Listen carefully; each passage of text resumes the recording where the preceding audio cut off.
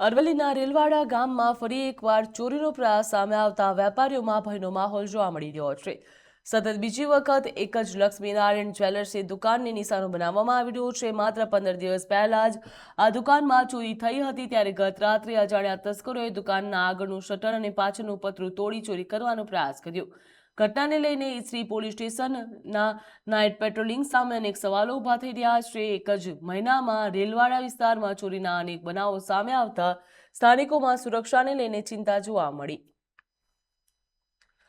તો અરવલ્લીમાં ફરી એકવાર તસ્કરોનો તરખાટ જોવા મળી રહ્યો છે, જ્યાં ચોરો બેફામ બની રહ્યા છે। એક જ દુકાનમાં મહિનામાં બીજી વાર ચોરી થઈ હોય તેવું સામે આવ્યું છે, તો સ્થાનિકોમાં પણ ભયનો માહોલ જોવા મળી રહ્યો છે। સ્થાનિકો દ્વારા કહેવામાં આવી રહ્યું છે કે ઈસરી પોલીસ દ્વારા નાઇટ પેટ્રોલિંગ કેમનું કરવામાં આવી રહ્યું છે।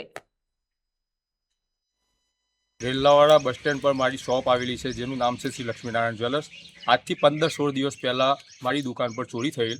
તે વખતે ચોરીમાં 1.5 લાખનો મુદ્દામાલ ગયેલ। એના પછી 15-16 દિવસ પછી ફરીથી મારી દુકાનમાં ગત રાતે ચોરી થઈ। આગળના ભાગે શટર અંદર કરીને ચોર અંદરથી શું સામાન લઈ ગયા એ બધું જાણ હવે જોઈએ।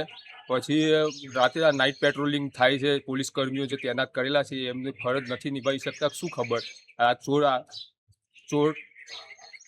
આવું કરી જાય છે તો આ લોકો શું કરી શકે છે। તો મને ખાલી પોલીસની એટલી વિનંતી છે કે જલ્દીથી જલ્દી આ ચોરીની તપાસ કરી અને ચોરોને પકડો।